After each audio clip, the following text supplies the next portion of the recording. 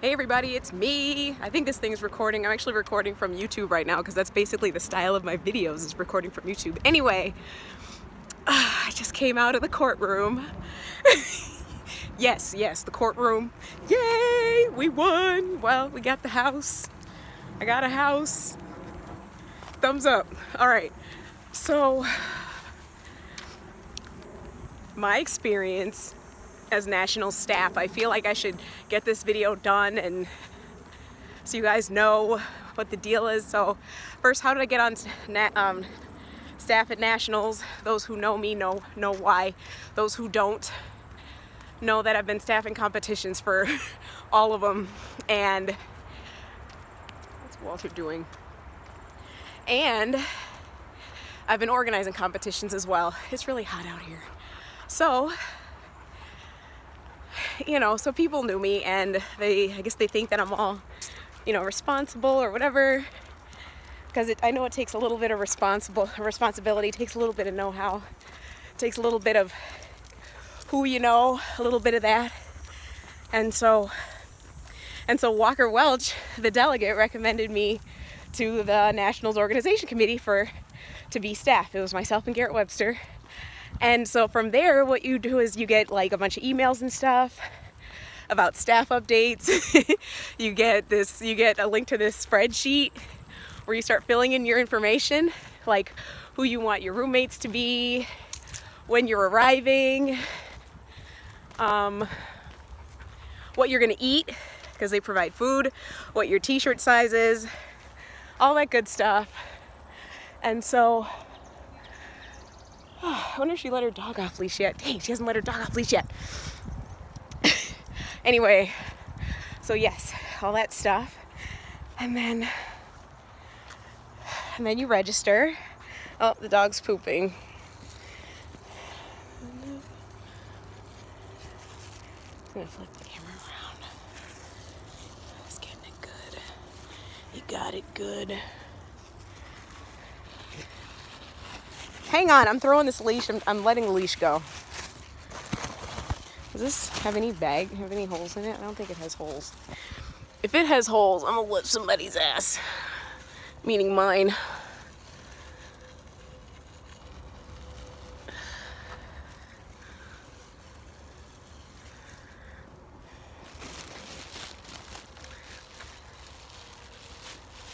Okay, so all those sounds were of me bagging the doo-doo. Okay. Okay, you ready? Okay, I'm ready.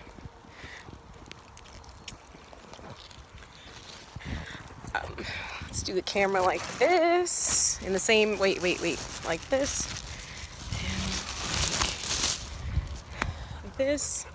There we go. So of course, okay, so you're wondering what's next. I got a hotel room, yes, so you have to request your roommate. And people were saying that it wasn't really worth it just getting a hotel room.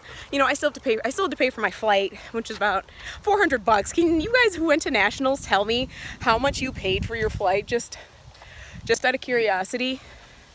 Come here, Wally. That woman's gone. Come on. Psst, psst, psst. Okay, let's go. Good. I let him off the leash. Okay. Anyway. And it was really awesome because the hotel and the venue location was just perfect. And I found out that you could actually take skyways from the hotel to the venue instead of going outside, even though all you had to do was walk across the street. But it's kind of cool seeing the historical stuff that goes along with it. Anyway, I'm trying to be as detailed. I'm trying to remember everything. And, so yeah, they had my little special vegetarian options and all that stuff, even though on the first day they did screw up the orders. Like, I think I ordered like the veggie wrap the first day, but then they had me down for the pasta. But, it was cool. It was good to me. All right, so the first day was actually a Thursday. I flew out. I flew out on Wednesday, got there on Wednesday, and then Thursday was the staff competition. And yeah, they essentially gave you, so yeah, on the spreadsheet. Oh, no, I didn't want to do that. Okay, so on the spreadsheet, they split you up into teams. I was on the green team. I was actually tempted to wear my staff shirt for this video, but I forgot. Okay, anyway, I was on the green team, knew some people, and it turned out that, I knew some people, like some of the people on my team that I knew like, what's his last name? Zachary White. I knew Zachary White. I knew Slater, the delegate. I can't remember Slater's last name. I remember I had Slater the delegate, and I was telling, I don't know, somebody that, yeah, I'm not afraid to talk to those people because, some people were talking about social things and how nerve-wracking the social piece can be, but it's nerve-wracking, and that's a whole video in itself, is like being social with the cubing thing and how basically like it helps people and it can hinder people. For me, it kind of hinders me. That's a whole thing. I'll get into it as I start getting more into this whole nationals thing, but it was cool. Like, I got in, oh my God, I got into my hotel room Wednesday night at midnight, went to bed, got up. There was a Starbucks in the hotel full breakfast menu, potatoes, eggs, whatever you want to order. And I hope my breathing isn't all super annoying, but it's hot as hell. And so I think I got myself a coffee, nice delicious iced coffee, and went to the staff competition, met a lot of the other staff. Kind of got a picture, got to see some of those people you never get to see in person, like Tim Reynolds, stuff like that. Kind of cool. Shelly Chang, because I see her name on delegating so many competitions. Saw her. James Hildreth. He's pretty awesome. And yeah. Anyway, so staff comp right away, 3x3, boom, let's go. It's like, what? I didn't get any time, So what bugs me as well, like, okay, is I wish that I didn't like know my judge from the internet for my first solve. So my first solve of the day was 3x3, and my judge was Blake Thompson, and I was doing good. I was doing a lot of things wrong, first off, not warming up. Secondly, looking at the timer. Don't look at the timer. Because I was like, yeah, I'm making good time. And then the G-perm showed up at the end, and my cube was too fast. I didn't use a cube. I used a cube that, like, it's just like, oh, I'll just use this cube, whatever. Never do that. Never, ever do that. Always use a cube that you have control over. Oop, come here, wait, stay, wait. See, somebody's coming, watch. Look. And Walter is staying. Hang on, let me put you back on the leash. He's like, I want to sniff that dog.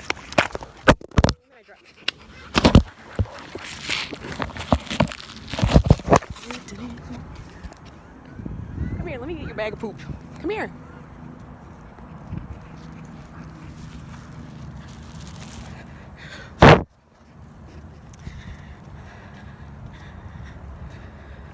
So just do me a favor and don't look up my my first solve. Forget it. Just don't even start opening up the window while I'm talking. It was a DNF. Because I was just like, abandon ship. I am not going to fix this right now. And then so I gave up that chance there. All right. The rest of it was okay. I noticed that a lot of the people didn't have a lot of the nerves for nationals, really, or something like that. A lot of people got PBs. A lot of people, they were just shaking like a leaf. I wouldn't say staff or anything, but it was also interesting how there were couples on staff. There were 3 couples, besides like the organizers, and the delegates. That's not important, but the delegates got a special little pin to indicate that they were a delegate, and that actually did help. And the couples were Colorful Pockets and his girlfriend, and I think some people from, I don't even know where they competed, but you know who I'm talking about. That white guy and his Asian girlfriend who's like, You know, it's like, do you want me to be honest or honest? And it was real funny is because I had asked her. She was real tired by the time, you know, my scube heat came out 4:30. She was exhausted. And I don't know. At one point I was talking to her. I asked her, how old are you? She was all like 17. Her man, I was like, wait a minute, how old's your man? She was like 19. And then me and another staff person looked at each other like okay. And see, Walt, you are not about to be going up in there getting into all this trouble. See, you're on the leash. Amen. Praise the Lord for the leash. Okay. So basically, you know, my averages were just like regular, like how like what I usually get. The only PB I broke was my Pyramid single. Dun, dun, dun, dun. Dun, dun, dun, dun. Pyraminx. Anyway, so that was that. Then at the end of the competition, because nobody was there but us, we got our badges that said staff on them. We got our t-shirts, which mine ended up being a different color from the rest of the green team. But like me and Shelly Chang's shirts were from the same company. But no, Walter, we're going up this hill. They're from the same company. But of course the company didn't have the same beautiful Kelly green that the other company had. So I had like this army green color t-shirt. And it was cool from there. Like the next day, it was like a full-time job for the next 3 days. You know, be there at 7:45, really early. You know, I know a lot of the competitors were up, but I mean, they just get to chill. They have no responsibility besides cubing or shopping. The staff also got a staff discount at the cubicle store. So I got like, was it 10% off? But I was glad that I was able to get like a sweatshirt, Cuban lube for like $50, and they like overchanged me as well. So it's kind of cool, you know. And I found out later that the staff can rush the line and get up there first, because it was a really long line. If you saw my Instagram feed, you saw the chronicle, the whole thing. Okay. So celebrity cubers. Drew Brad's is on staff. We see you. We see your Instagram. Him saying that he watches your videos and everything. But like it was very interesting seeing like celebrity people on staff. You know, and just how they switch into their. It's like, well, I'm gonna put on my jacket now and get my stack mat timer and practice. You know, it's just real interesting seeing who they talk to, who they hang out with. Oh, dog's tangled in the leash.